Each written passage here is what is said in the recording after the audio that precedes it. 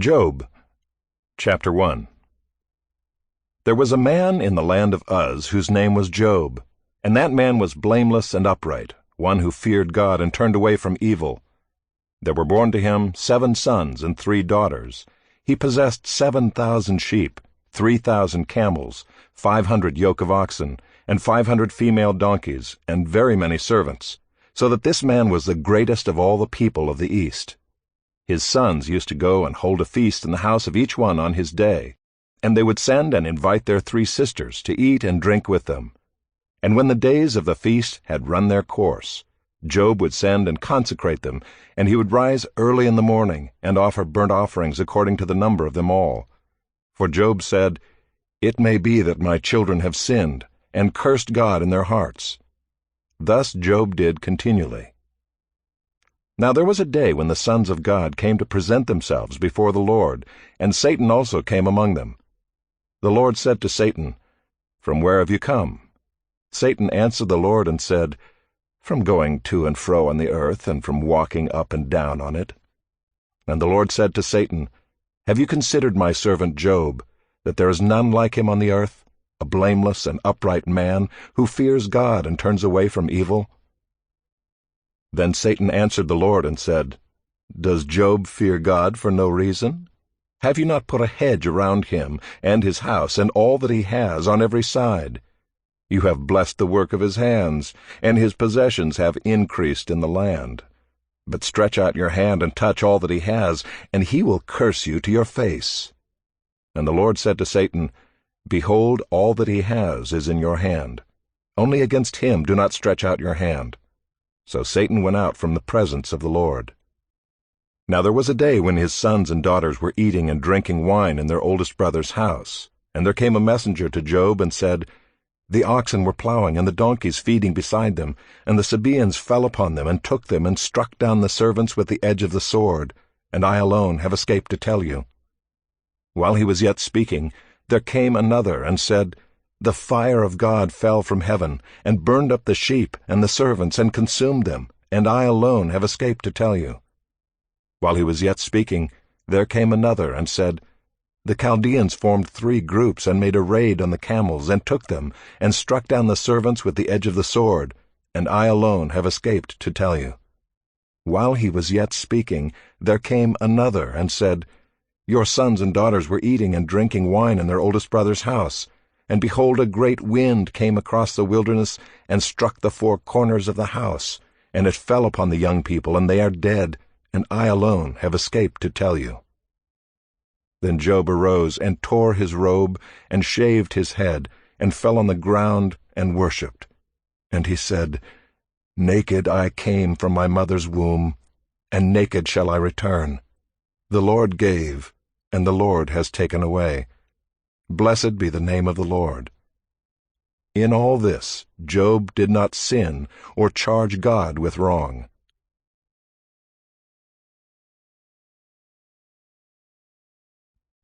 Chapter 2.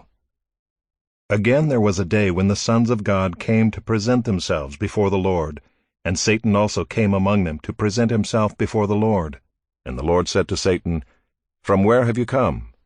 Satan answered the Lord and said, "From going to and fro on the earth, and from walking up and down on it." And the Lord said to Satan, "Have you considered my servant Job, that there is none like him on the earth, a blameless and upright man, who fears God and turns away from evil? He still holds fast his integrity, although you incited me against him to destroy him without reason." Then Satan answered the Lord and said, "Skin for skin, all that a man has he will give for his life. But stretch out your hand and touch his bone and his flesh, and he will curse you to your face." And the Lord said to Satan, "Behold, he is in your hand. Only spare his life." So Satan went out from the presence of the Lord, and struck Job with loathsome sores, from the sole of his foot to the crown of his head. And he took a piece of broken pottery with which to scrape himself while he sat in the ashes. Then his wife said to him, "Do you still hold fast your integrity? Curse God and die." But he said to her, "You speak as one of the foolish women would speak. Shall we receive good from God, and shall we not receive evil? In all this Job did not sin with his lips. Now when Job's 3 friends heard of all this evil that had come upon him, they came each from his own place, Eliphaz the Temanite, Bildad the Shuhite, and Zophar the Naamathite. They made an appointment together to come to show him sympathy and comfort him. And when they saw him from a distance, they did not recognize him, and they raised their voices and wept, and they tore their robes and sprinkled dust on their heads toward heaven. And they sat with him on the ground 7 days and 7 nights. And no one spoke a word to him, for they saw that his suffering was very great. Chapter 3. After this Job opened his mouth and cursed the day of his birth. And Job said, "Let the day perish on which I was born, and the night that said, A man is conceived. Let that day be darkness. May God above not seek it, nor light shine upon it. Let gloom and deep darkness claim it. Let clouds dwell upon it. Let the blackness of the day terrify it. That night let thick darkness seize it. Let it not rejoice among the days of the year. Let it not come into the number of the months. Behold, let that night be barren. Let no joyful cry enter it. Let those curse it who curse the day, who are ready to rouse up Leviathan. Let the stars of its dawn be dark. Let it hope for light, but have none, nor see the eyelids of the morning, because it did not shut the doors of my mother's womb, nor hide trouble from my eyes. Why did I not die at birth, come out from the womb and expire? Why did the knees receive me, or why the breasts that I should nurse? For then I would have lain down and been quiet, I would have slept. Then I would have been at rest with kings and counselors of the earth, who rebuilt ruins for themselves, or with princes who had gold, who filled their houses with silver. Or why was I not as a hidden stillborn child, as infants who never see the light? There the wicked cease from troubling, and there the weary are at rest. There the prisoners are at ease together, they hear not the voice of the taskmaster. The small and the great are there, and the slave is free from his master. Why is light given to him who is in misery, and life to the bitter in soul, who long for death, but it comes not, and dig for it more than for hidden treasures, who rejoice exceedingly and are glad when they find the grave? Why is light given to a man whose way is hidden, whom God has hedged in? For my sighing comes instead of my bread, and my groanings are poured out like water. For the thing that I fear comes upon me, and what I dread befalls me. I am not at ease, nor am I quiet. I have no rest, but trouble comes.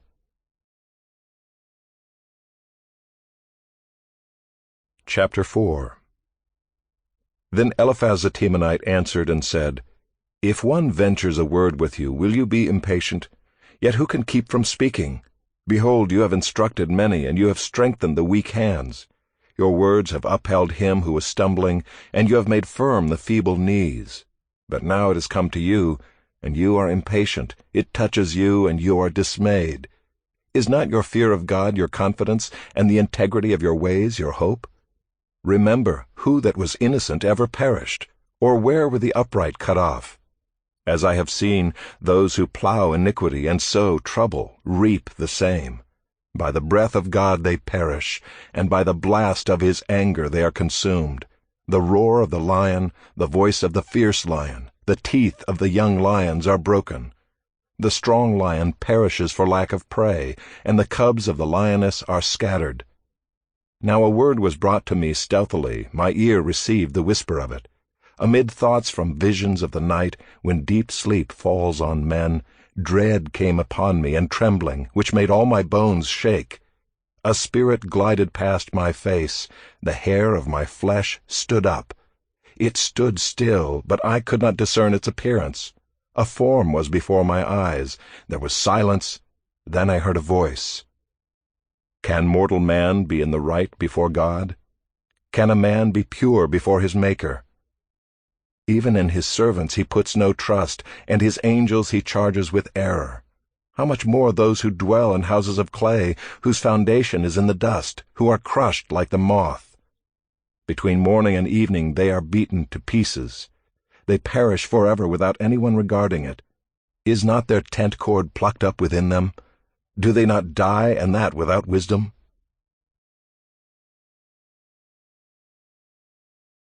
Chapter 5. Call now, is there anyone who will answer you? To which of the holy ones will you turn?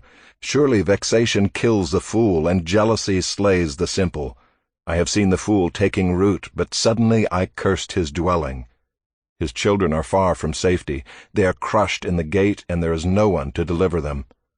The hungry eat his harvest, and he takes it even out of thorns, and the thirsty pant after his wealth.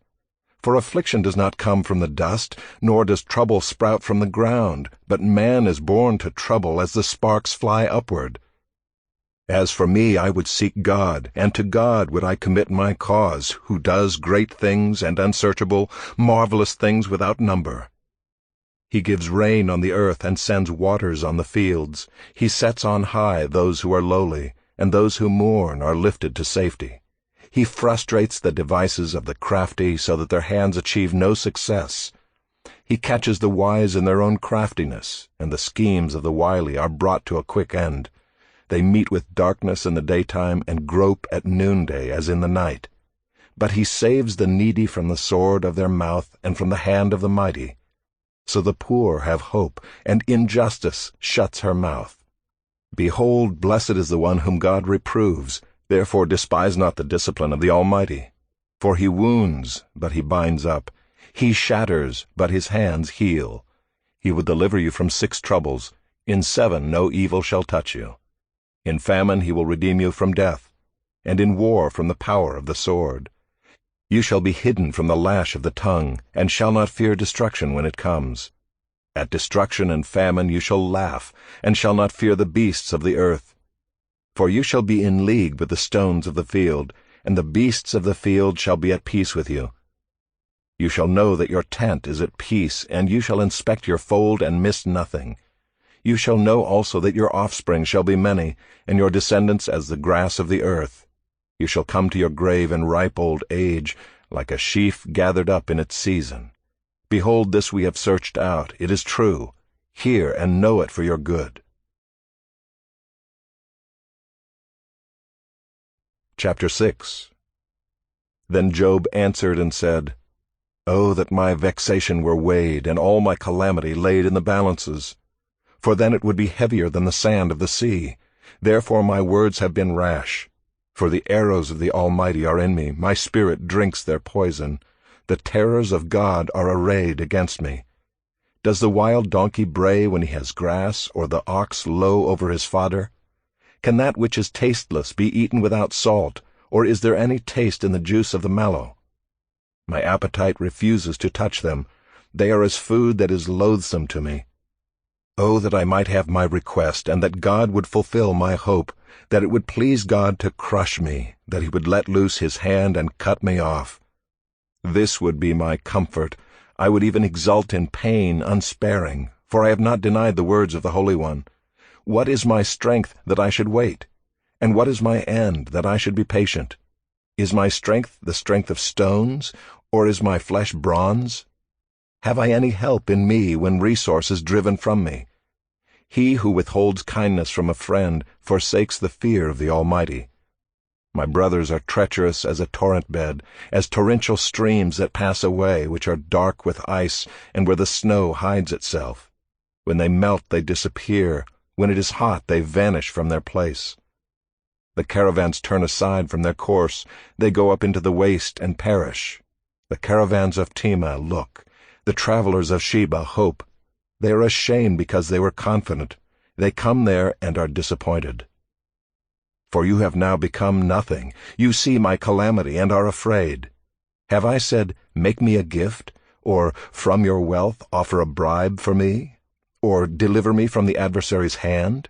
Or, redeem me from the hand of the ruthless? Teach me, and I will be silent.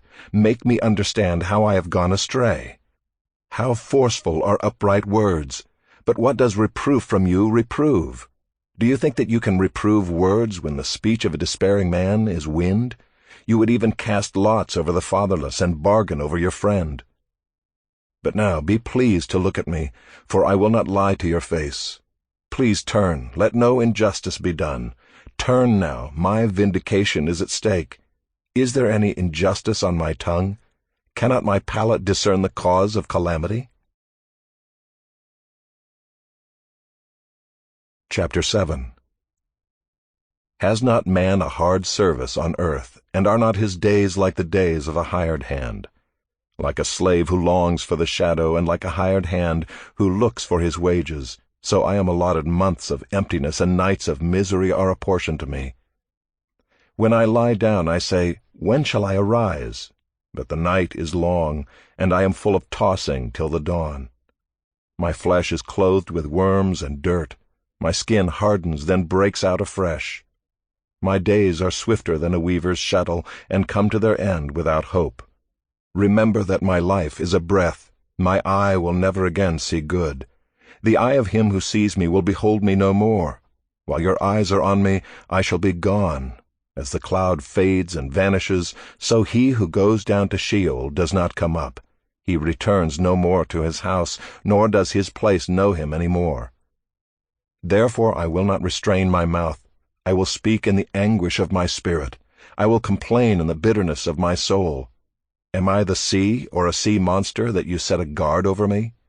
When I say, my bed will comfort me, my couch will ease my complaint, then you scare me with dreams and terrify me with visions, so that I would choose strangling and death rather than my bones. I loathe my life.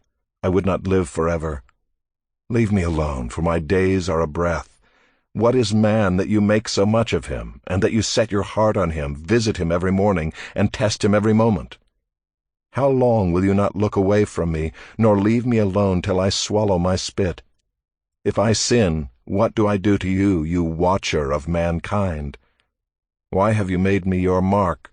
Why have I become a burden to you? Why do you not pardon my transgression and take away my iniquity? For now I shall lie in the earth. You will seek me, but I shall not be. Chapter 8. Then Bildad the Shuhite answered and said, How long will you say these things, and the words of your mouth be a great wind? Does God pervert justice, or does the Almighty pervert the right? If your children have sinned against him, he has delivered them into the hand of their transgression. If you will seek God and plead with the Almighty for mercy, if you are pure and upright, surely then he will rouse himself for you and restore your rightful habitation. And though your beginning was small, your latter days will be very great. For inquire, please, of bygone ages, and consider what the fathers have searched out. For we are but of yesterday and know nothing, for our days on earth are a shadow.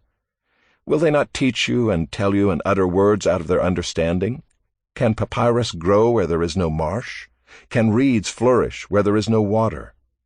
While yet in flower and not cut down, they wither before any other plant. Such are the paths of all who forget God. The hope of the godless shall perish. His confidence is severed, and his trust is a spider's web. He leans against his house, but it does not stand. He lays hold of it, but it does not endure. He is a lush plant before the sun, and his shoots spread over his garden. His roots entwine the stone heap. He looks upon a house of stones. If he is destroyed from his place, then it will deny him, saying, I have never seen you. Behold, this is the joy of his way, and out of the soil others will spring. Behold, God will not reject a blameless man, nor take the hand of evildoers. He will yet fill your mouth with laughter, and your lips with shouting. Those who hate you will be clothed with shame, and the tent of the wicked will be no more. Chapter 9. Then Job answered and said, Truly I know that it is so, but how can a man be in the right before God? If one wished to contend with him, one could not answer him once in 1,000 times. He is wise in heart and mighty in strength. Who has hardened himself against him and succeeded?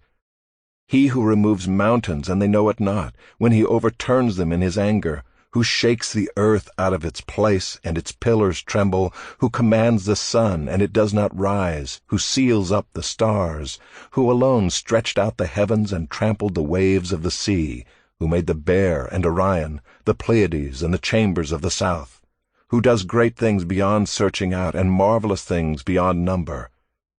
Behold, he passes by me, and I see him not. He moves on, but I do not perceive him. Behold, he snatches away. Who can turn him back? Who will say to him, What are you doing? God will not turn back his anger. Beneath him bowed the helpers of Rahab. How then can I answer him, choosing my words with him? Though I am in the right, I cannot answer him. I must appeal for mercy to my accuser. If I summoned him and he answered me, I would not believe that he was listening to my voice. For he crushes me with a tempest and multiplies my wounds without cause. He will not let me get my breath, but fills me with bitterness. If it is a contest of strength, behold, he is mighty. If it is a matter of justice, who can summon him? Though I am in the right, my own mouth would condemn me. Though I am blameless, he would prove me perverse. I am blameless, I regard not myself, I loathe my life. It is all one, therefore I say, he destroys both the blameless and the wicked. When disaster brings sudden death, he mocks at the calamity of the innocent. The earth is given into the hand of the wicked, he covers the faces of its judges. If it is not he, who then is it? My days are swifter than a runner. They flee away, they see no good. They go by like skiffs of reed, like an eagle swooping on the prey. If I say, I will forget my complaint, I will put off my sad face and be of good cheer, I become afraid of all my suffering, for I know that you will not hold me innocent. I shall be condemned. Why then do I labor in vain? If I wash myself with snow and cleanse my hands with lye, yet you will plunge me into a pit, and my own clothes will abhor me. For he is not a man as I am, that I might answer him, that we should come to trial together. There is no arbiter between us, who might lay his hand on us both. Let him take his rod away from me, and let not dread of him terrify me. Then I would speak without fear of him, for I am not so in myself. Chapter 10. I loathe my life. I will give free utterance to my complaint. I will speak in the bitterness of my soul. I will say to God, Do not condemn me. Let me know why you contend against me. Does it seem good to you to oppress, to despise the work of your hands and favor the designs of the wicked? Have you eyes of flesh? Do you see as man sees? Are your days as the days of man, or your years as a man's years, that you seek out my iniquity and search for my sin, although you know that I am not guilty, and there is none to deliver out of your hand? Your hands fashioned and made me, and now you have destroyed me altogether. Remember that you have made me like clay, and will you return me to the dust? Did you not pour me out like milk and curdle me like cheese? You clothed me with skin and flesh, and knit me together with bones and sinews. You have granted me life and steadfast love, and your care has preserved my spirit. Yet these things you hid in your heart. I know that this was your purpose. If I sin, you watch me and do not acquit me of my iniquity. If I am guilty, woe to me. If I am in the right, I cannot lift up my head, for I am filled with disgrace and look on my affliction. And were my head lifted up, you would hunt me like a lion and again work wonders against me. You renew your witnesses against me and increase your vexation toward me. You bring fresh troops against me. Why did you bring me out from the womb? Would that I had died before any eye had seen me, and were as though I had not been, carried from the womb to the grave. Are not my days few? Then cease, and leave me alone, that I may find a little cheer before I go, and I shall not return, to the land of darkness and deep shadow, the land of gloom like thick darkness, like deep shadow without any order, where light is as thick darkness. Chapter 11. Then Zophar the Naamathite answered and said, Should a multitude of words go unanswered, and a man full of talk be judged right? Should your babble silence men, and when you mock shall no one shame you? For you say, My doctrine is pure, and I am clean in God's eyes. But oh, that God would speak and open his lips to you, and that he would tell you the secrets of wisdom. for he is manifold in understanding. Know then that God exacts of you less than your guilt deserves. Can you find out the deep things of God? Can you find out the limit of the Almighty? It is higher than heaven. What can you do? Deeper than Sheol. What can you know? Its measure is longer than the earth and broader than the sea. If he passes through and imprisons and summons the court, who can turn him back? For he knows worthless men. When he sees iniquity, will he not consider it? But a stupid man will get understanding when a wild donkey's colt is born a man. If you prepare your heart, you will stretch out your hands toward him. If iniquity is in your hand, put it far away, and let not injustice dwell in your tents. Surely then you will lift up your face without blemish. You will be secure and will not fear. You will forget your misery. You will remember it as waters that have passed away. And your life will be brighter than the noonday. Its darkness will be like the morning. And you will feel secure because there is hope. You will look around and take your rest in security. You will lie down, and none will make you afraid. Many will court your favor. But the eyes of the wicked will fail. All way of escape will be lost to them, and their hope is to breathe their last. Chapter 12. Then Job answered and said, No doubt you are the people, and wisdom will die with you. But I have understanding as well as you. I am not inferior to you. Who does not know such things as these? I am a laughingstock to my friends. I, who called to God, and he answered me, a just and blameless man, am a laughingstock. In the thought of one who is at ease there is contempt for misfortune. It is ready for those whose feet slip. The tents of robbers are at peace, and those who provoke God are secure, who bring their God in their hand. But ask the beasts, and they will teach you, the birds of the heavens, and they will tell you, or the bushes of the earth, and they will teach you, and the fish of the sea will declare to you. Who among all these does not know that the hand of the Lord has done this? In his hand is the life of every living thing, and the breath of all mankind. Does not the ear test words as the palate tastes food? Wisdom is with the aged, and understanding in length of days. With God are wisdom and might. He has counsel and understanding. If he tears down, none can rebuild. If he shuts a man in, none can open. If he withholds the waters, they dry up. If he sends them out, they overwhelm the land. With him are strength and sound wisdom. The deceived and the deceiver are his. He leads counselors away stripped, and judges he makes fools. He looses the bonds of kings and binds a waistcloth on their hips. He leads priests away stripped and overthrows the mighty. He deprives of speech those who are trusted and takes away the discernment of the elders. He pours contempt on princes and loosens the belt of the strong. He uncovers the deeps out of darkness and brings deep darkness to light. He makes nations great and he destroys them. He enlarges nations and leads them away. He takes away understanding from the chiefs of the people of the earth, and makes them wander in a trackless waste.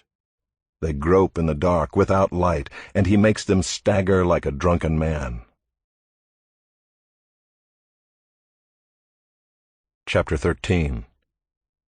Behold, my eye has seen all this, my ear has heard and understood it. What you know, I also know. I am not inferior to you. But I would speak to the Almighty, and I desire to argue my case with God. As for you, you whitewash with lies, worthless physicians are you all. Oh, that you would keep silent, and it would be your wisdom. Hear now my argument, and listen to the pleadings of my lips. Will you speak falsely for God, and speak deceitfully for him? Will you show partiality toward him? Will you plead the case for God? Will it be well with you when he searches you out? Or can you deceive him as one deceives a man? He will surely rebuke you if in secret you show partiality. Will not his majesty terrify you, and the dread of him fall upon you? Your maxims are proverbs of ashes, your defenses are defenses of clay.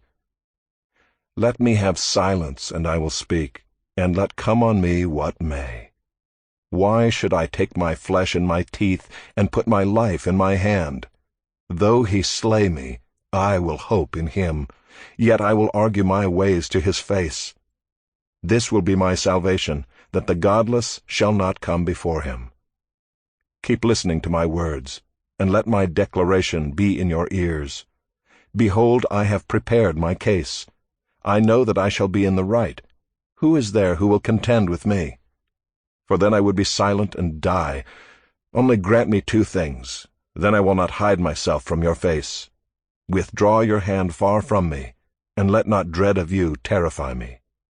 Then call, and I will answer, or let me speak, and you reply to me. How many are my iniquities and my sins? Make me know my transgression and my sin. Why do you hide your face and count me as your enemy? Will you frighten a driven leaf and pursue dry chaff? For you write bitter things against me and make me inherit the iniquities of my youth. You put my feet in the stocks and watch all my paths.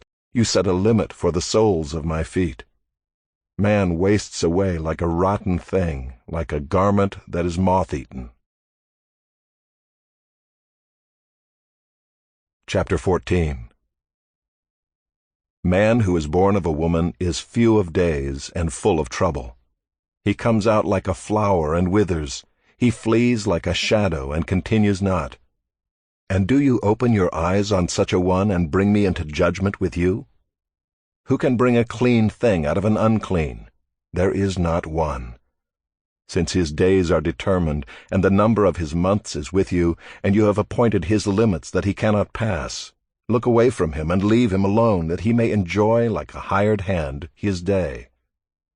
For there is hope for a tree, if it be cut down, that it will sprout again, and that its shoots will not cease.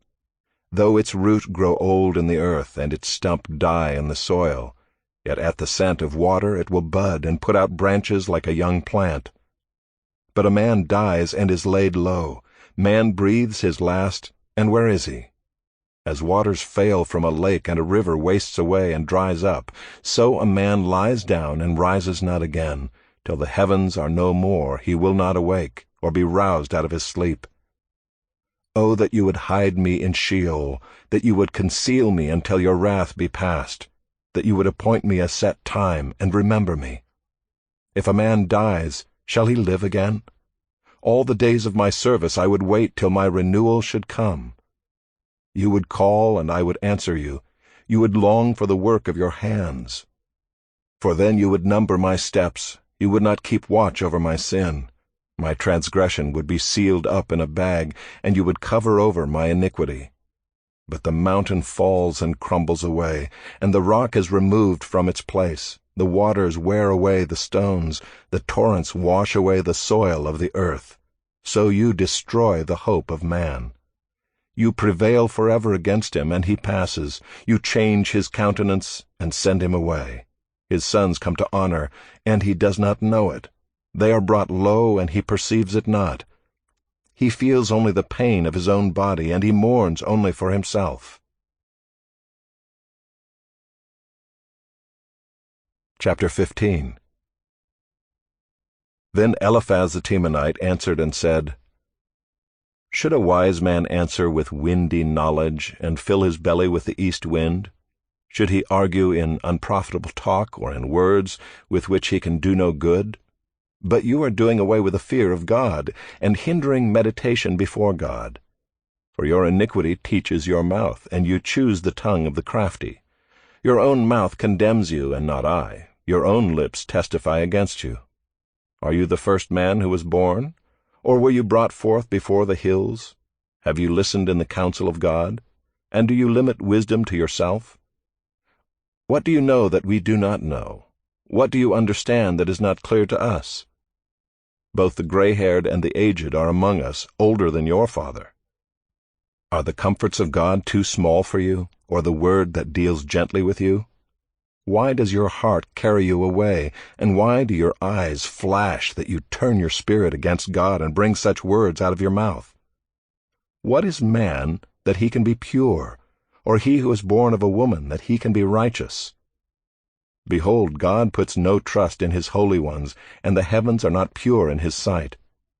How much less one who is abominable and corrupt, a man who drinks injustice like water?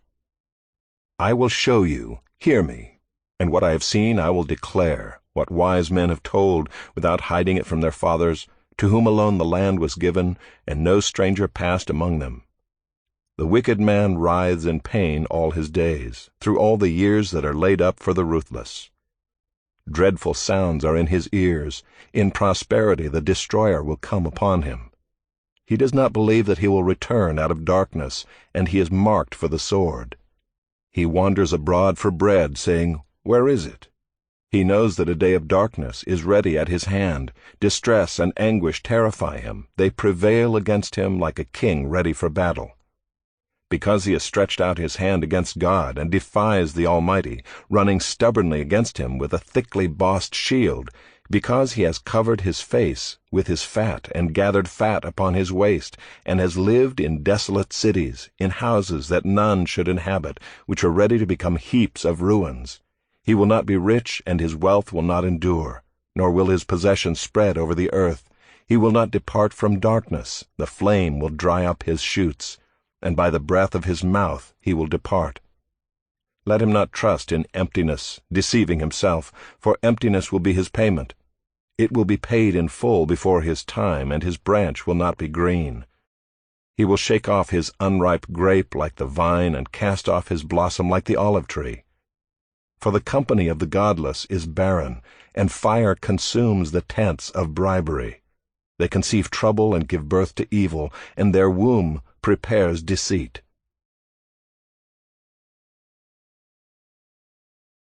Chapter 16. Then Job answered and said, I have heard many such things. Miserable comforters are you all. Shall windy words have an end? Or what provokes you that you answer? I also could speak as you do if you were in my place. I could join words together against you and shake my head at you. I could strengthen you with my mouth, and the solace of my lips would assuage your pain. If I speak, my pain is not assuaged, and if I forbear, how much of it leaves me? Surely now God has worn me out. He has made desolate all my company, and he has shriveled me up, which is a witness against me, and my leanness has risen up against me. It testifies to my face. He has torn me in his wrath and hated me. He has gnashed his teeth at me. My adversary sharpens his eyes against me. Men have gaped at me with their mouth. They have struck me insolently on the cheek. They mass themselves together against me. God gives me up to the ungodly, and casts me into the hands of the wicked. I was at ease, and he broke me apart. He seized me by the neck and dashed me to pieces. He set me up as his target. His archers surround me. He slashes open my kidneys and does not spare. He pours out my gall on the ground. He breaks me with breach upon breach. He runs upon me like a warrior. I have sewed sackcloth upon my skin and have laid my strength in the dust. My face is red with weeping, and on my eyelids is deep darkness, although there is no violence in my hands, and my prayer is pure. O earth, cover not my blood, and let my cry find no resting place. Even now, behold, my witness is in heaven, and he who testifies for me is on high. My friends scorn me. My eye pours out tears to God, that he would argue the case of a man with God, as a son of man does with his neighbor. For when a few years have come, I shall go the way from which I shall not return. Chapter 17. My spirit is broken, my days are extinct, the graveyard is ready for me. Surely there are mockers about me, and my eye dwells on their provocation. Lay down a pledge for me with you. Who is there who will put up security for me? Since you have closed their hearts to understanding, therefore you will not let them triumph. He who informs against his friends to get a share of their property, the eyes of his children will fail. He has made me a byword of the peoples, and I am one before whom men spit. My eye has grown dim from vexation, and all my members are like a shadow. The upright are appalled at this, and the innocent stirs himself up against the godless. Yet the righteous holds to his way, and he who has clean hands grows stronger and stronger. But you, come on again, all of you, and I shall not find a wise man among you. My days are past, my plans are broken off, the desires of my heart. They make night into day. The light, they say, is near to the darkness. If I hope for Sheol as my house, if I make my bed in darkness, if I say to the pit, you are my father, and to the worm, my mother, or my sister, where then is my hope? Who will see my hope? Will it go down to the bars of Sheol? Shall we descend together into the dust? Chapter 18. Then Bildad the Shuhite answered and said, How long will you hunt for words? Consider, and then we will speak. Why are we counted as cattle? Why are we stupid in your sight?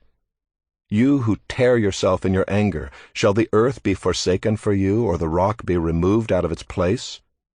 Indeed, the light of the wicked is put out, and the flame of his fire does not shine. The light is dark in his tent, and his lamp above him is put out. His strong steps are shortened, and his own schemes throw him down. For he is cast into a net by his own feet, and he walks on its mesh. A trap seizes him by the heel, a snare lays hold of him. A rope is hidden for him in the ground, a trap for him in the path.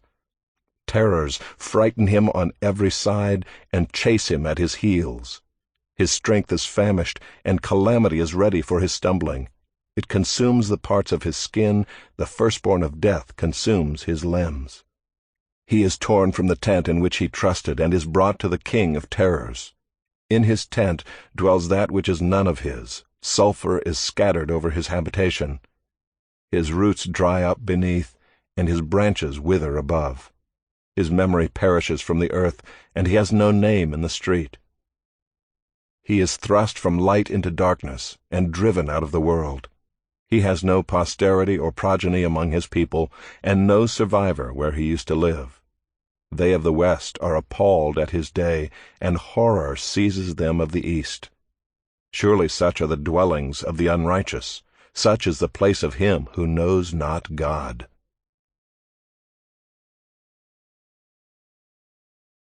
Chapter 19.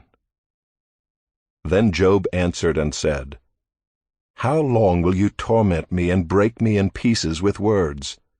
These 10 times you have cast reproach upon me. Are you not ashamed to wrong me?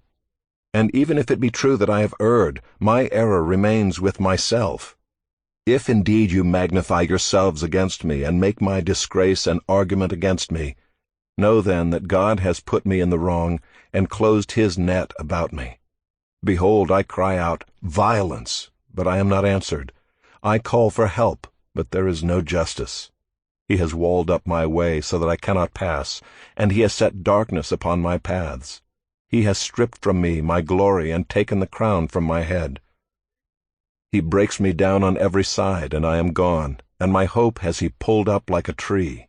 He has kindled his wrath against me, and counts me as his adversary. His troops come on together. They have cast up their siege ramp against me, and encamp around my tent. He has put my brothers far from me, and those who knew me are wholly estranged from me. My relatives have failed me. My close friends have forgotten me. The guests in my house and my maidservants count me as a stranger. I have become a foreigner in their eyes. I call to my servant, but he gives me no answer. I must plead with him with my mouth for mercy. My breath is strange to my wife, and I am a stench to the children of my own mother. Even young children despise me. When I rise, they talk against me. All my intimate friends abhor me, and those whom I loved have turned against me. My bones stick to my skin and to my flesh, and I have escaped by the skin of my teeth. Have mercy on me, have mercy on me, O you my friends, for the hand of God has touched me. Why do you, like God, pursue me? Why are you not satisfied with my flesh? Oh, that my words were written!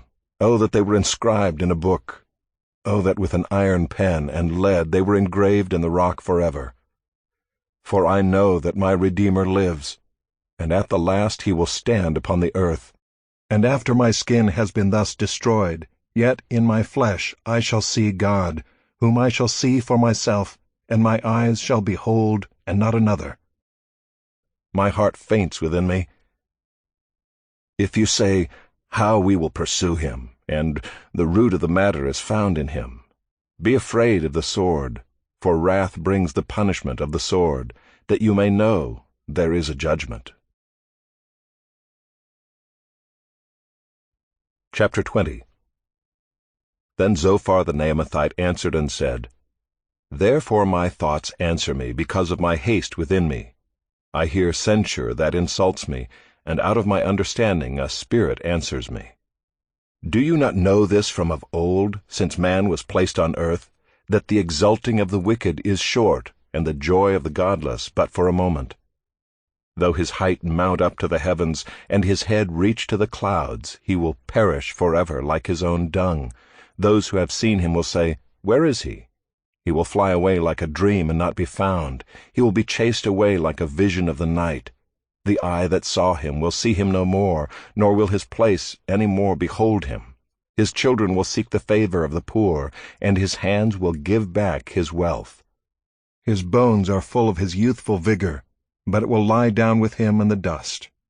Though evil is sweet in his mouth, though he hides it under his tongue, though he is loath to let it go and holds it in his mouth, yet his food is turned in his stomach, it is the venom of cobras within him. He swallows down riches and vomits them up again. God cast them out of his belly. He will suck the poison of cobras. The tongue of a viper will kill him. He will not look upon the rivers, the streams flowing with honey and curds. He will give back the fruit of his toil and will not swallow it down.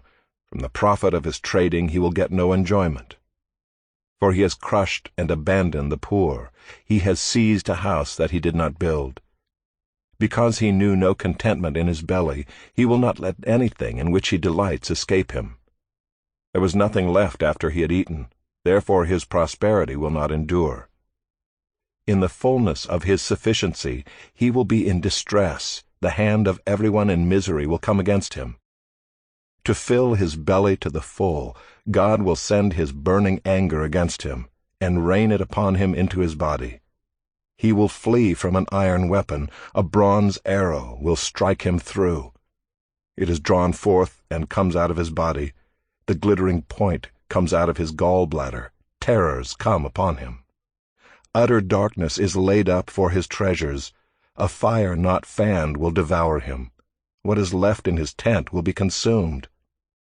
The heavens will reveal his iniquity, and the earth will rise up against him.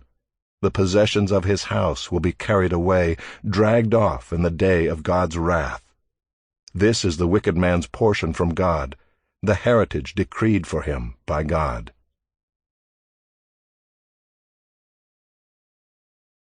Chapter 21. Then Job answered and said, Keep listening to my words, and let this be your comfort. Bear with me, and I will speak. And after I have spoken, mock on. As for me, is my complaint against man? Why should I not be impatient? Look at me and be appalled, and lay your hand over your mouth.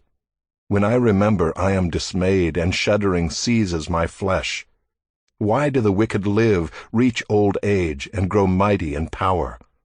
Their offspring are established in their presence, and their descendants before their eyes. Their houses are safe from fear, and no rod of God is upon them. Their bull breeds without fail, their cow calves and does not miscarry. They send out their little boys like a flock, and their children dance. They sing to the tambourine and the lyre, and rejoice to the sound of the pipe. They spend their days in prosperity, and in peace they go down to Sheol.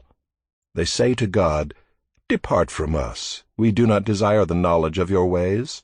What is the Almighty that we should serve him, and what profit do we get if we pray to him? Behold, is not their prosperity in their hand? The counsel of the wicked is far from me.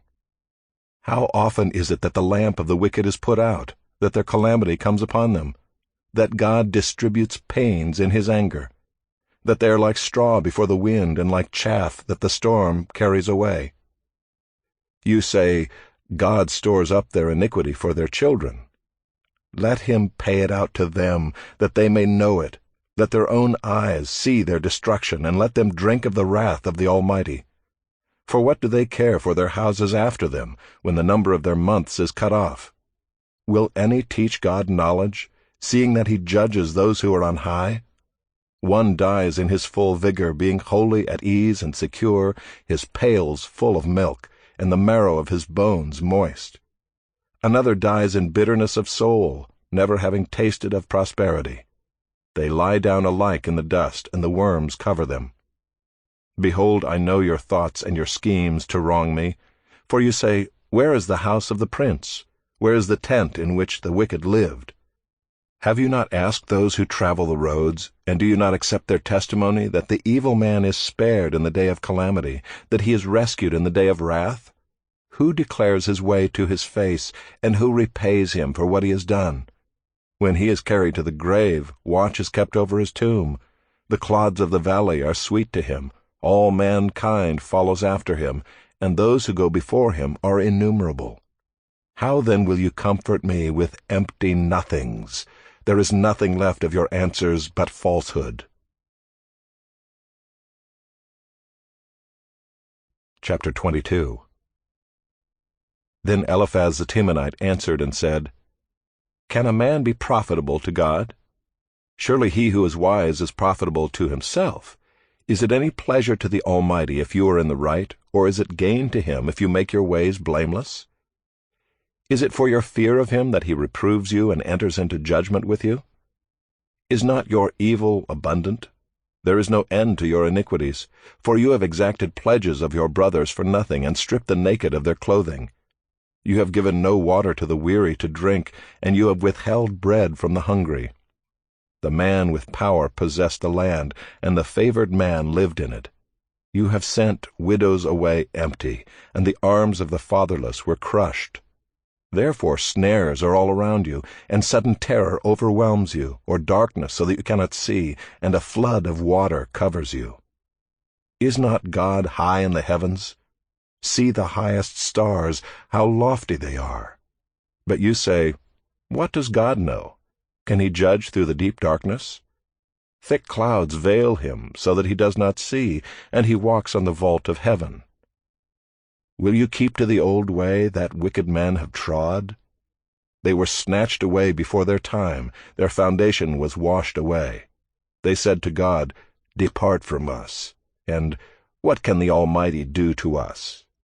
Yet he filled their houses with good things, but the counsel of the wicked is far from me. The righteous see it and are glad. The innocent one mocks at them, saying, Surely our adversaries are cut off, and what they left the fire has consumed. Agree with God and be at peace. Thereby good will come to you.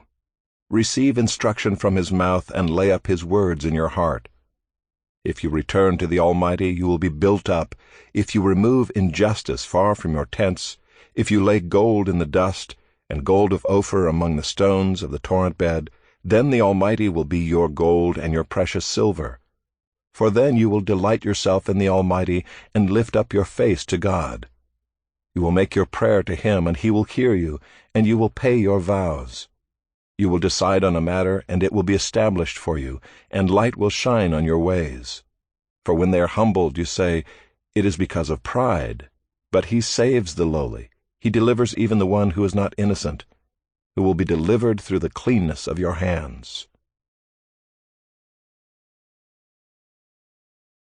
Chapter 23. Then Job answered and said, Today also my complaint is bitter. My hand is heavy on account of my groaning. Oh, that I knew where I might find him, that I might come even to his seat.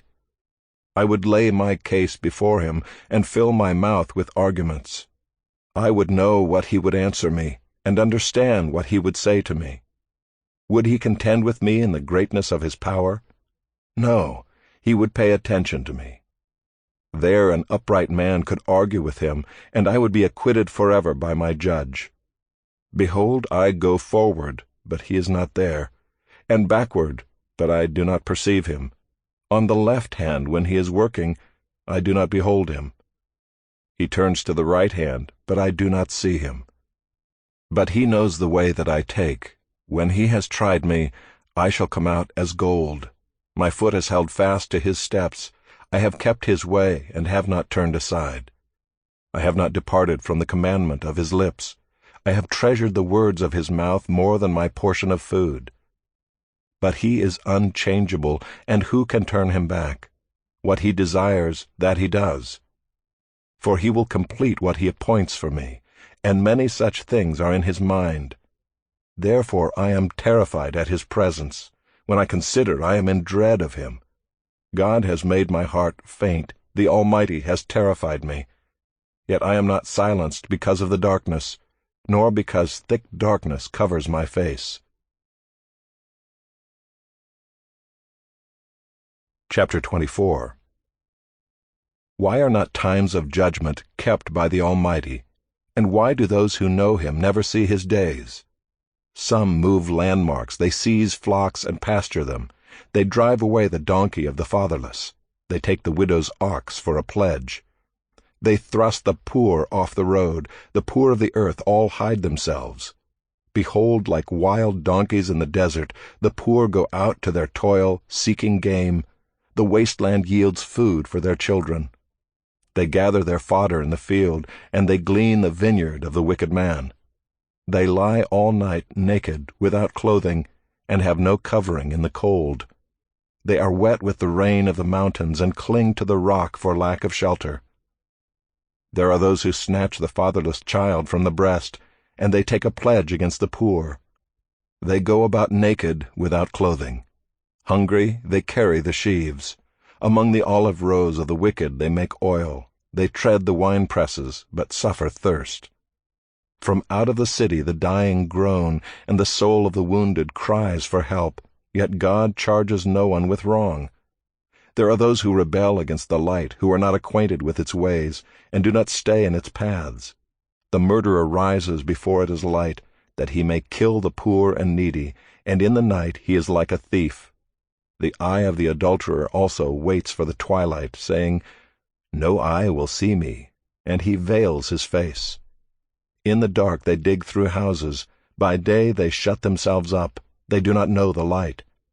For deep darkness is morning to all of them, for they are friends with the terrors of deep darkness. You say, Swift are they on the face of the waters. Their portion is cursed in the land. No treader turns toward their vineyards. Drought and heat snatch away the snow waters. So does Sheol those who have sinned. The womb forgets them. The worm finds them sweet. They are no longer remembered, so wickedness is broken like a tree. They wrong the barren, childless woman, and do no good to the widow. Yet God prolongs the life of the mighty by his power. They rise up when they despair of life. He gives them security, and they are supported, and his eyes are upon their ways. They are exalted a little while, and then are gone. They are brought low and gathered up like all others. They are cut off like the heads of grain. If it is not so, who will prove me a liar, and show that there is nothing in what I say?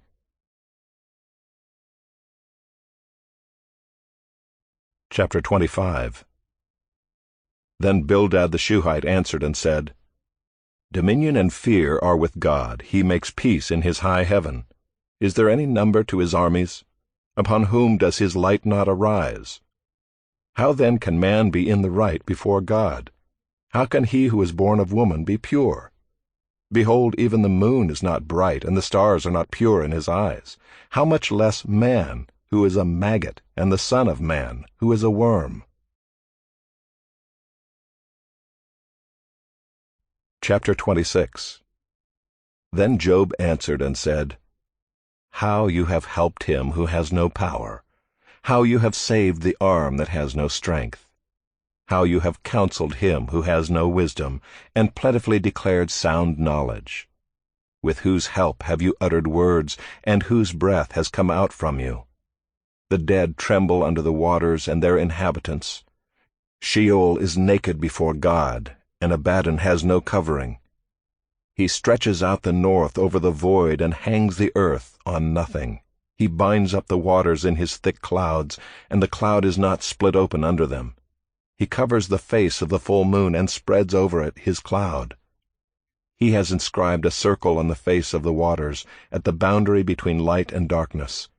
The pillars of heaven tremble and are astounded at his rebuke.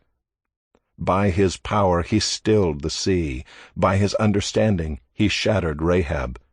By his wind the heavens were made fair. His hand pierced the fleeing serpent. Behold, these are but the outskirts of his ways, and how small a whisper do we hear of him. But the thunder of his power, who can understand?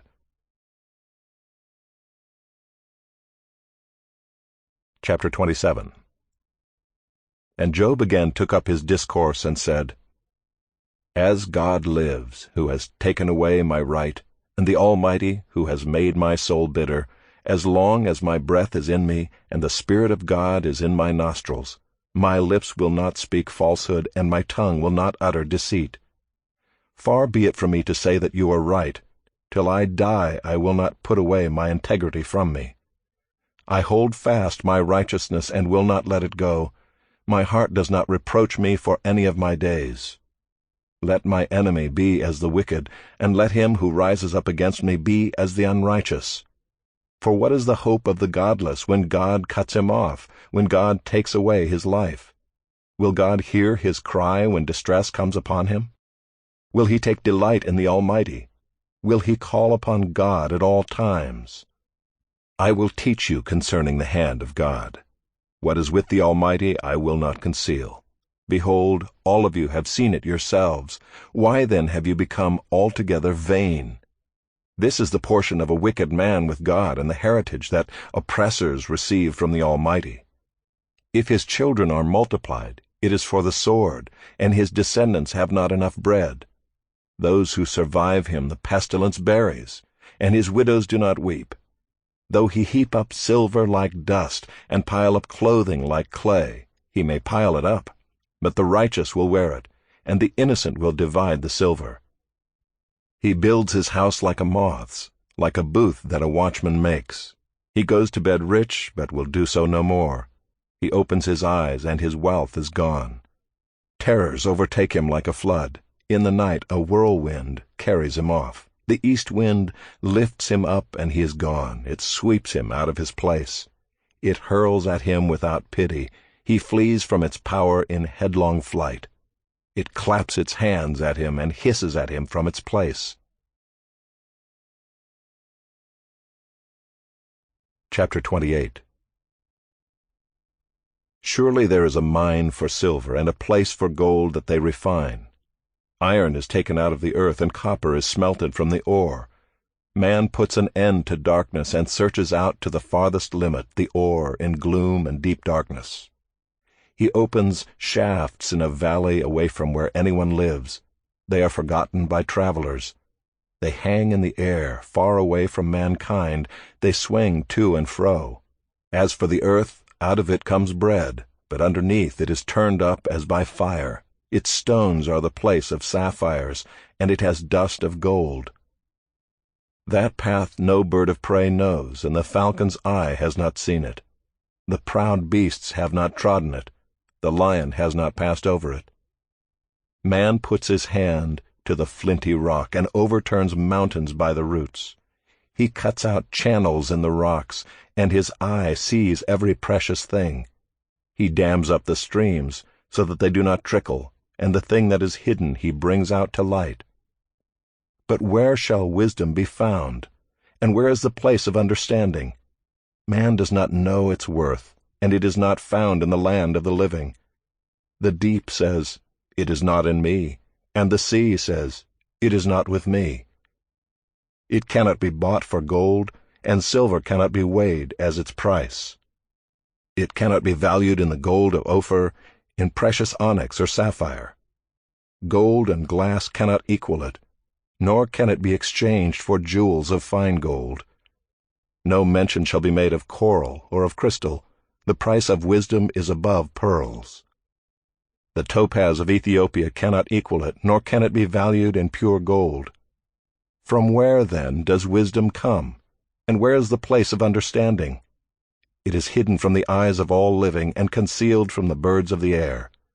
Abaddon and Death say, "We have heard a rumor of it with our ears." God understands the way to it, and he knows its place, for he looks to the ends of the earth and sees everything under the heavens. When he gave to the wind its weight and apportioned the waters by measure, when he made a decree for the rain and a way for the lightning of the thunder, then he saw it and declared it. He established it and searched it out. And he said to man, "Behold, the fear of the Lord, that is wisdom, and to turn away from evil is understanding."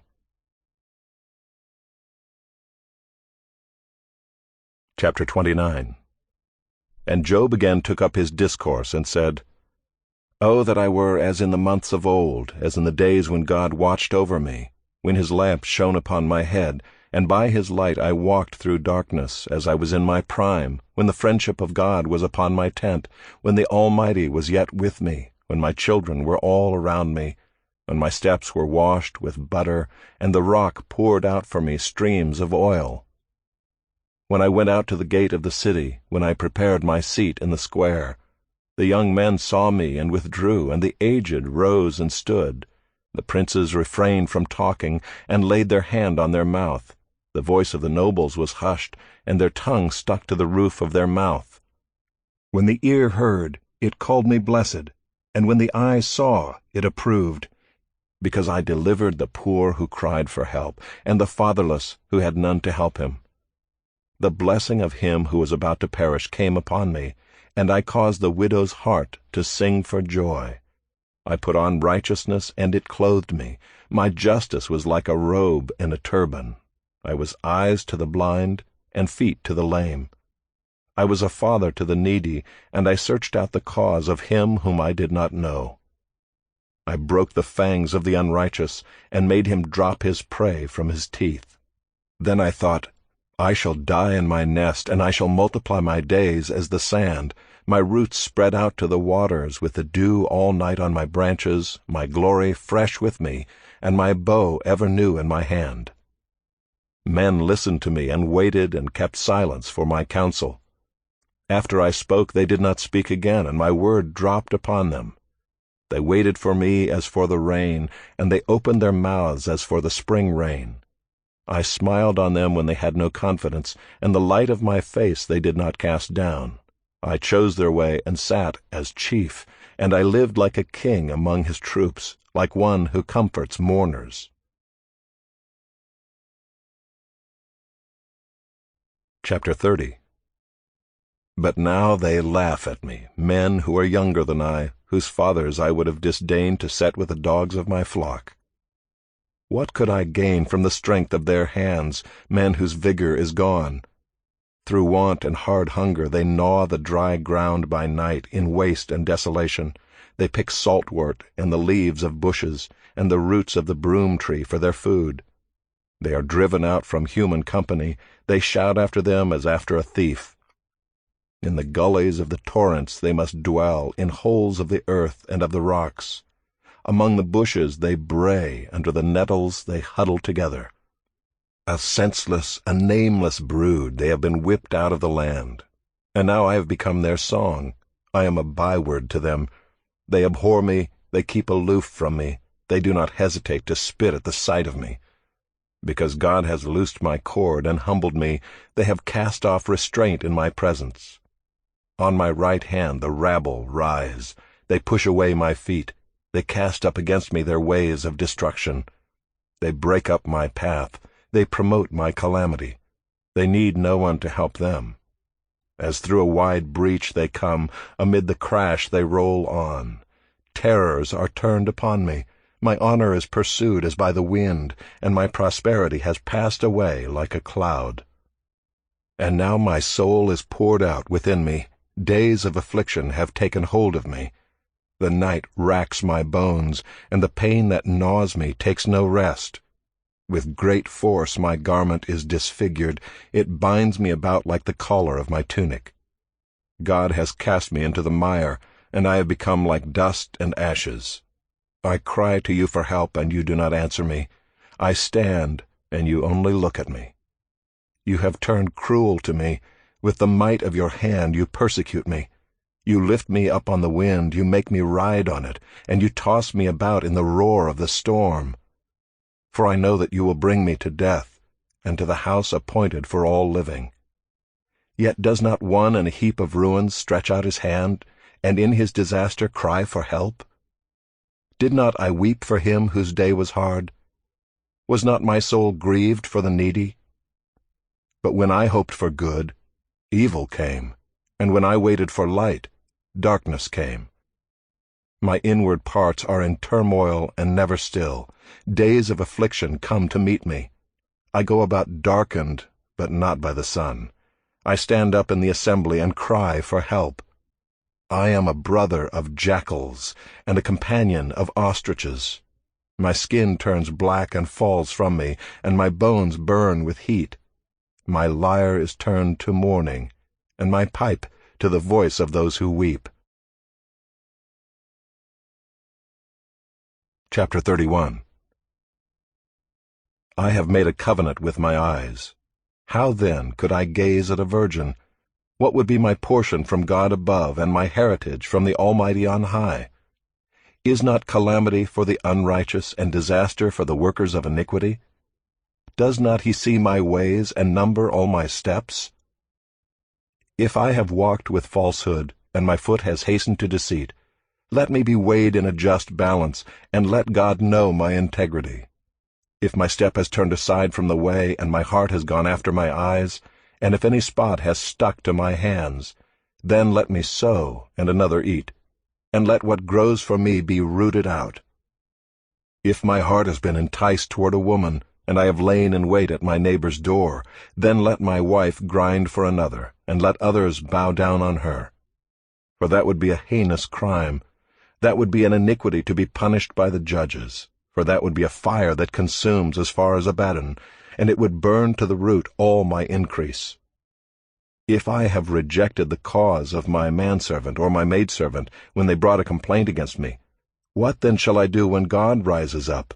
When he makes inquiry, what shall I answer him? Did not he who made me in the womb make him? And did not one fashion us in the womb? If I have withheld anything that the poor desired, or have caused the eyes of the widow to fail, or have eaten my morsel alone, and the fatherless has not eaten of it, for from my youth the fatherless grew up with me as with a father, and from my mother's womb I guided the widow. If I have seen anyone perish for lack of clothing, or the needy without covering, if his body has not blessed me, and if he was not warmed with the fleece of my sheep, if I have raised my hand against the fatherless, because I saw my help in the gate, then let my shoulder blade fall from my shoulder, and let my arm be broken from its socket. For I was in terror of calamity from God, and I could not have faced his majesty.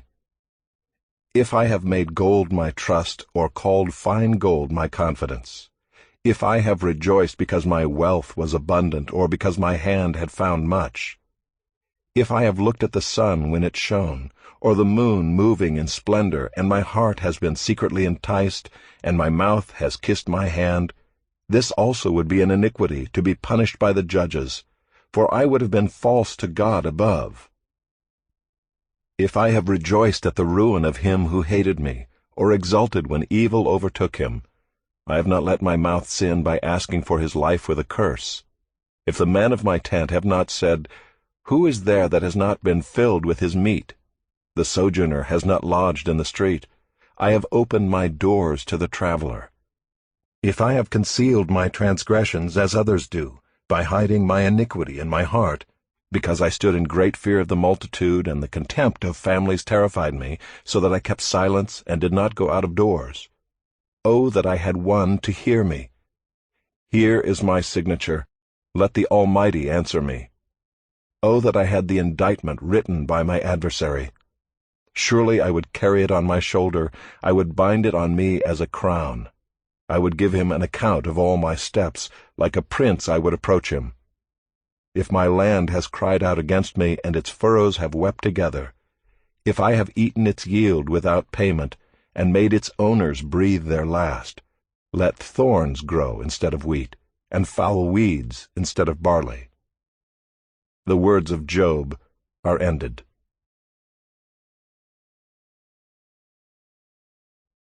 Chapter 32. So these 3 men ceased to answer Job, because he was righteous in his own eyes. Then Elihu the son of Barachel the Buzite, of the family of Ram, burned with anger. He burned with anger at Job, because he justified himself rather than God. He burned with anger also at Job's 3 friends, because they had found no answer, although they had declared Job to be in the wrong. Now Elihu had waited to speak to Job because they were older than he. And when Elihu saw that there was no answer in the mouth of these 3 men, he burned with anger.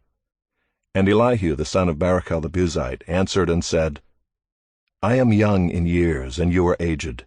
Therefore I was timid and afraid to declare my opinion to you. I said, Let days speak, and many years teach wisdom. But it is the spirit in man, the breath of the Almighty, that makes him understand. It is not the old who are wise, nor the aged who understand what is right.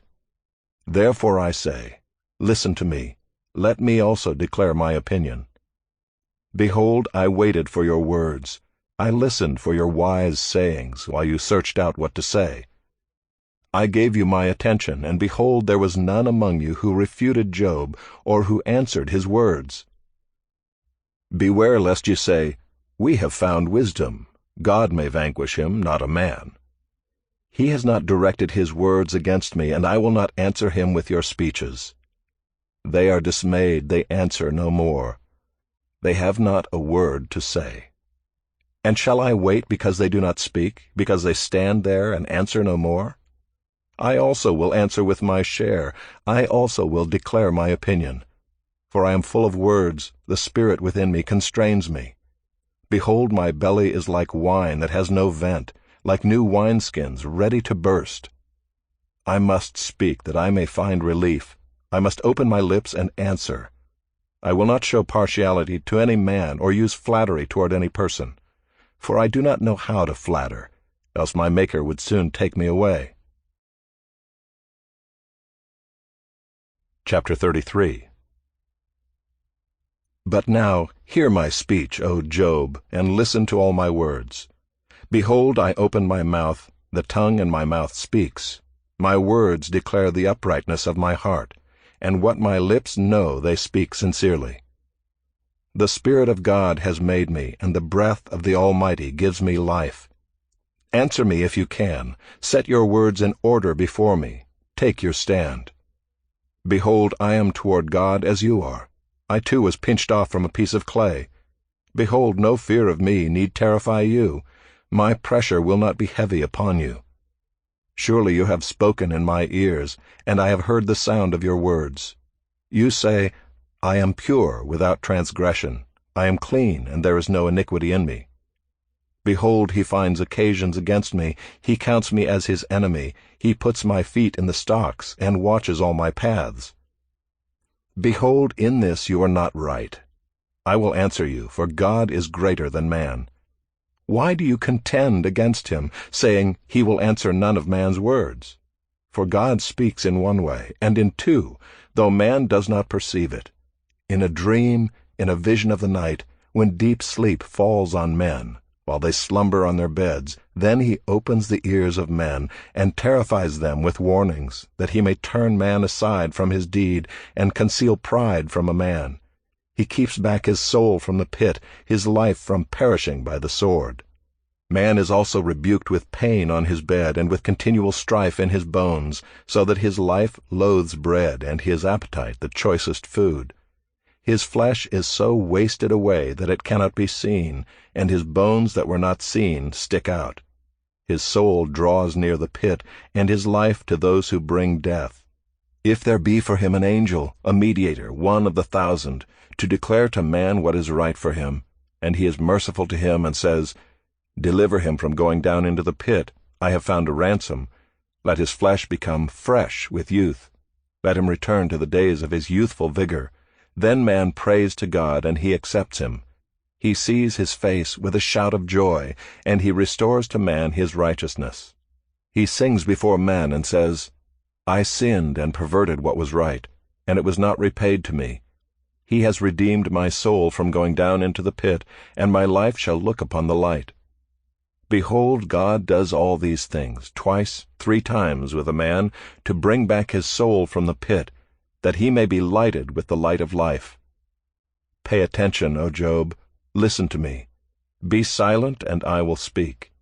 If you have any words, answer me. Speak, for I desire to justify you. If not, listen to me. Be silent, and I will teach you wisdom. Chapter 34. Then Elihu answered and said, Hear my words, you wise men, and give ear to me, you who know. For the ear tests words as the palate tastes food. Let us choose what is right. Let us know among ourselves what is good. For Job has said, I am in the right, and God has taken away my right. In spite of my right I am counted a liar. My wound is incurable, though I am without transgression. What man is like Job, who drinks up scoffing like water, who travels in company with evildoers and walks with wicked men? For he has said, It profits a man nothing that he should take delight in God. Therefore hear me, you men of understanding. Far be it from God that he should do wickedness, and from the Almighty that he should do wrong. For according to the work of a man he will repay him, and according to his ways he will make it befall him. Of a truth, God will not do wickedly, and the Almighty will not pervert justice. Who gave him charge over the earth, and who laid on him the whole world? If he should set his heart to it and gather to himself his spirit and his breath, all flesh would perish together, and man would return to dust. If you have understanding, hear this. Listen to what I say. Shall one who hates justice govern? Will you condemn him who is righteous and mighty, who says to a king, worthless one, and to nobles, wicked man, who shows no partiality to princes, nor regards the rich more than the poor, for they are all the work of his hands? In a moment they die. At midnight the people are shaken and pass away, and the mighty are taken away by no human hand. For his eyes are on the ways of a man, and he sees all his steps. There is no gloom or deep darkness where evildoers may hide themselves. For God has no need to consider a man further, that he should go before God in judgment. He shatters the mighty without investigation, and sets others in their place. Thus, knowing their works, he overturns them in the night, and they are crushed. He strikes them for their wickedness in a place for all to see, because they turned aside from following him, and had no regard for any of his ways, so that they caused the cry of the poor to come to him, and he heard the cry of the afflicted. When he is quiet, who can condemn? When he hides his face, who can behold him? Whether it be a nation or a man, that a godless man should not reign, that he should not ensnare the people. For has anyone said to God, I have borne punishment, I will not offend any more? Teach me what I do not see. If I have done iniquity, I will do it no more. Will he then make repayment to suit you because you reject it? For you must choose, and not I. Therefore declare what you know. Men of understanding will say to me, and the wise man who hears me will say, Job speaks without knowledge, his words are without insight. Would that Job were tried to the end, because he answers like wicked men. For he adds rebellion to his sin. He claps his hands among us, and multiplies his words against God. Chapter 35. And Elihu answered and said, Do you think this to be just? Do you say, It is my right before God? That you ask, What advantage have I? How am I better off than if I had sinned? I will answer you and your friends with you. Look at the heavens and see, and behold the clouds which are higher than you. If you have sinned, what do you accomplish against him? And if your transgressions are multiplied, what do you do to him? If you are righteous, what do you give to him? Or what does he receive from your hand? Your wickedness concerns a man like yourself, and your righteousness a son of man. Because of the multitude of oppressions people cry out. They call for help because of the arm of the mighty. But none says, Where is God my Maker, who gives songs in the night, who teaches us more than the beasts of the earth, and makes us wiser than the birds of the heavens? There they cry out, but he does not answer, because of the pride of evil men. Surely God does not hear an empty cry, nor does the Almighty regard it. How much less when you say that you do not see him, that the case is before him, and you are waiting for him. And now because his anger does not punish, and he does not take much note of transgression, Job opens his mouth in empty talk. He multiplies words without knowledge. Chapter 36. And Elihu continued and said, Bear with me a little, and I will show you, for I have yet something to say on God's behalf. I will get my knowledge from afar and ascribe righteousness to my Maker. For truly my words are not false. One who is perfect in knowledge is with you. Behold, God is mighty, and does not despise any. He is mighty in strength of understanding. He does not keep the wicked alive, but gives the afflicted their right. He does not withdraw his eyes from the righteous, but with kings on the throne he sets them forever, and they are exalted. And if they are bound in chains and caught in the cords of affliction, then he declares to them their work and their transgressions, that they are behaving arrogantly. He opens their ears to instruction and commands that they return from iniquity. If they listen and serve him, they complete their days in prosperity and their years in pleasantness.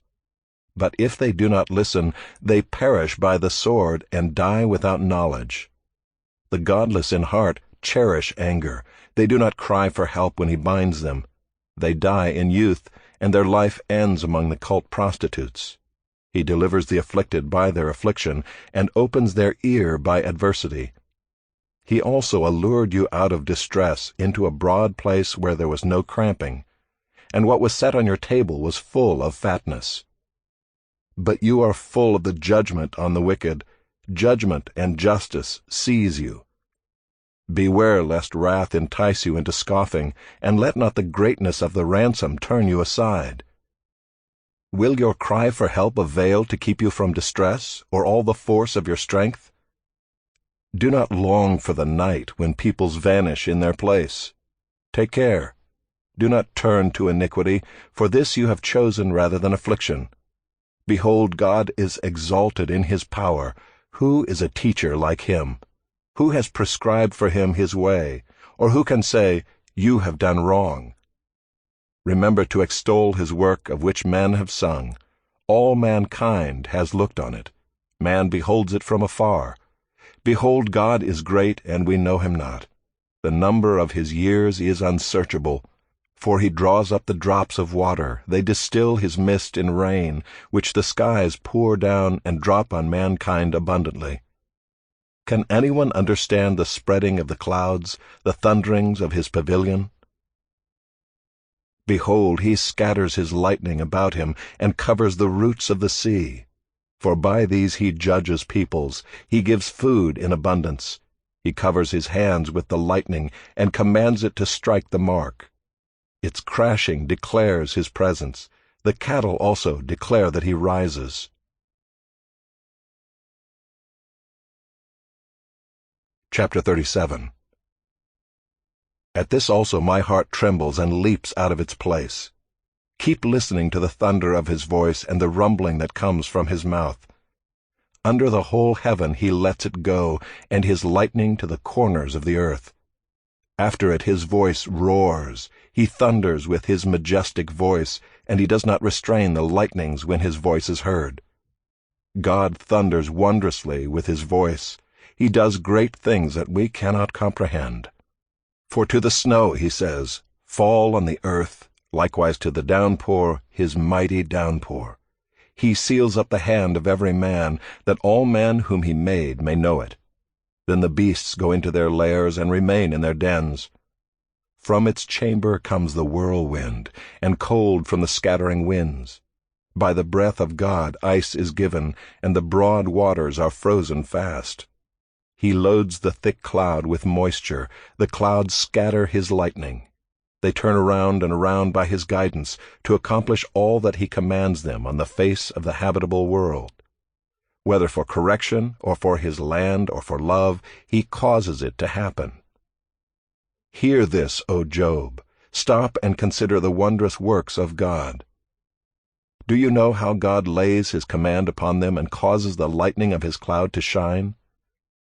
Do you know the balancings of the clouds, the wondrous works of him who is perfect in knowledge, you whose garments are hot when the earth is still because of the south wind? Can you, like him, spread out the skies, hard as a cast metal mirror? Teach us what we shall say to him. We cannot draw up our case because of darkness. Shall it be told him that I would speak? Did a man ever wish that he would be swallowed up? And now no one looks on the light when it is bright in the skies, when the wind has passed and cleared them. Out of the north comes golden splendor. God is clothed with awesome majesty. The Almighty, we cannot find him. He is great in power. Justice and abundant righteousness he will not violate. Therefore men fear him. He does not regard any who are wise in their own conceit.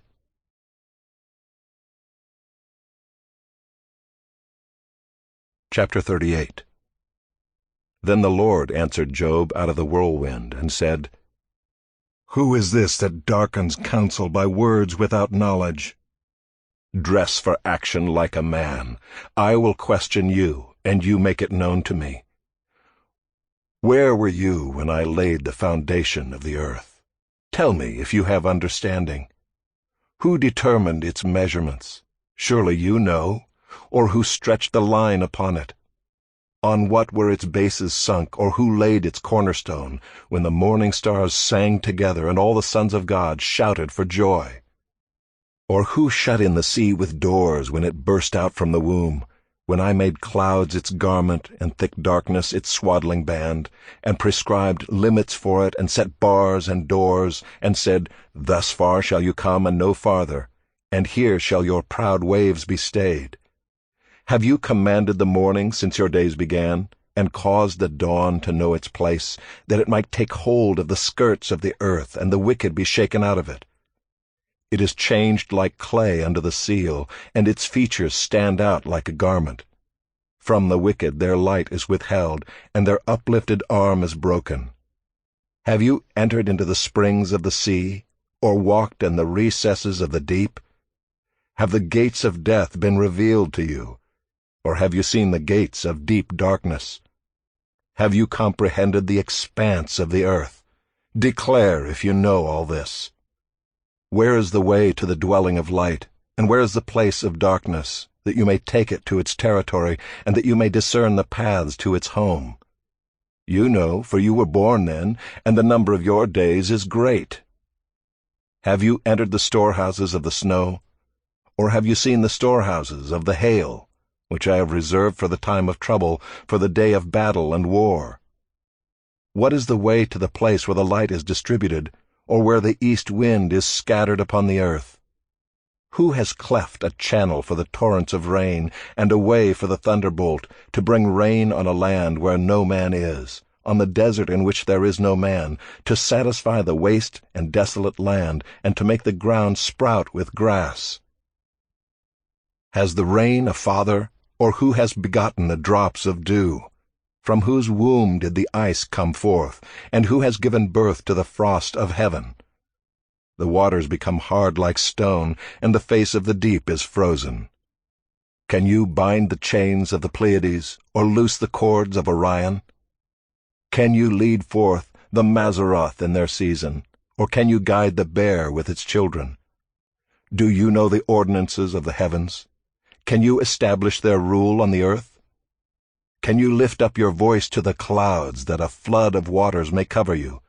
Can you send forth lightnings, that they may go and say to you, Here we are? Who has put wisdom in the inward parts, or given understanding to the mind? Who can number the clouds by wisdom, or who can tilt the waterskins of the heavens, when the dust runs into a mass and the clods stick fast together? Can you hunt the prey for the lion, or satisfy the appetite of the young lions when they crouch in their dens, or lie in wait in their thicket? Who provides for the raven its prey, when its young ones cry to God for help and wander about for lack of food? Chapter 39. Do you know when the mountain goats give birth? Do you observe the calving of the does? Can you number the months that they fulfill? And do you know the time when they give birth, when they crouch, bring forth their offspring, and are delivered of their young? Their young ones become strong, they grow up in the open. They go out and do not return to them. Who has let the wild donkey go free? Who has loosed the bonds of the swift donkey, to whom I have given the arid plain for his home, and the salt land for his dwelling place? He scorns the tumult of the city, he hears not the shouts of the driver. He ranges the mountains as his pasture, and he searches after every green thing. Is the wild ox willing to serve you? Will he spend the night at your manger?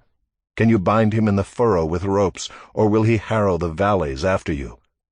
Will you depend on him because his strength is great, and will you leave to him your labor?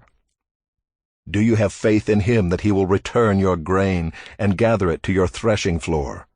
The wings of the ostrich wave proudly, but are they the pinions and plumage of love? For she leaves her eggs to the earth and lets them be warmed on the ground, forgetting that a foot may crush them and that the wild beast may trample them. She deals cruelly with her young as if they were not hers. Though her labor be in vain, yet she has no fear, because God has made her forget wisdom and given her no share in understanding. When she rouses herself to flee, she laughs at the horse and his rider. Do you give the horse his might? Do you clothe his neck with a mane? Do you make him leap like the locust? His majestic snorting is terrifying. He paws in the valley and exults in his strength. He goes out to meet the weapons. He laughs at fear and is not dismayed. He does not turn back from the sword. Upon him rattle the quiver, the flashing spear, and the javelin. With fierceness and rage he swallows the ground. He cannot stand still at the sound of the trumpet. When the trumpet sounds, he says, "Aha!" He smells the battle from afar, the thunder of the captains and the shouting. Is it by your understanding that the hawk soars and spreads his wings toward the south? Is it at your command that the eagle mounts up and makes his nest on high? On the rock he dwells and makes his home, on the rocky crag and stronghold. From there he spies out the prey, his eyes behold it from far away. His young ones suck up blood, and where the slain are, there is he.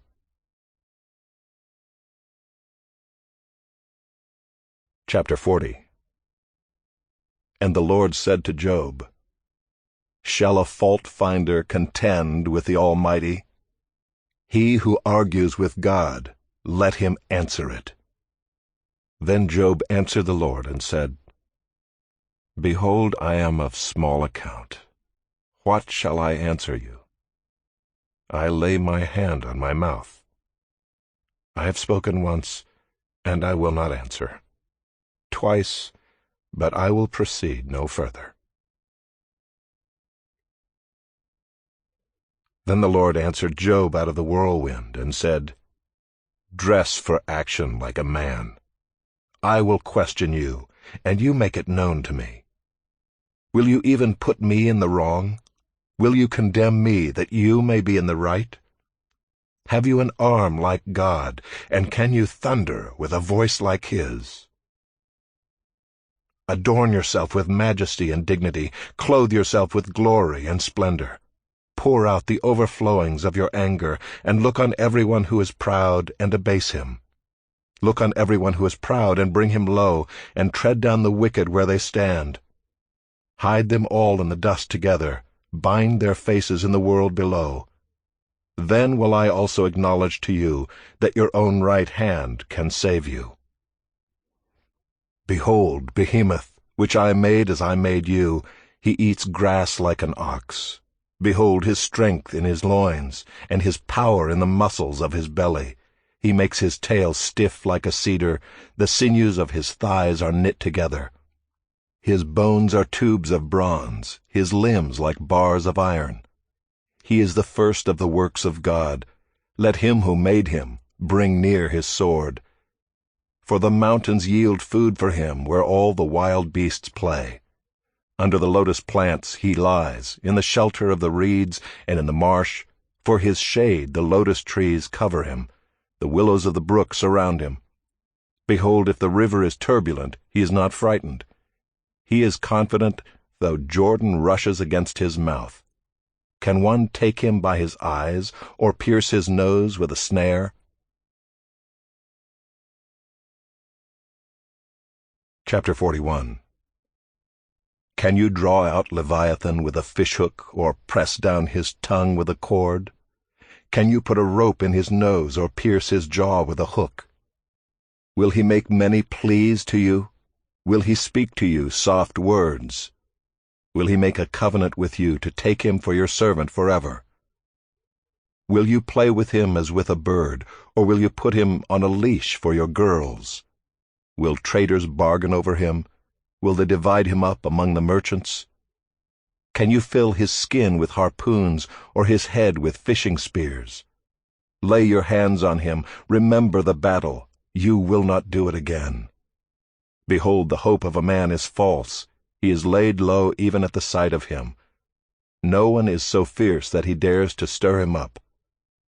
Who then is he who can stand before me? Who has first given to me that I should repay him? Whatever is under the whole heaven is mine. I will not keep silence concerning his limbs, or his mighty strength, or his goodly frame.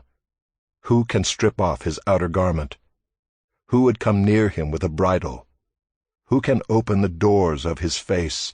Around his teeth is terror. His back is made of rows of shields, shut up closely as with a seal. One is so near to another that no air can come between them. They are joined one to another, they clasp each other and cannot be separated. His sneezings flash forth light, and his eyes are like the eyelids of the dawn.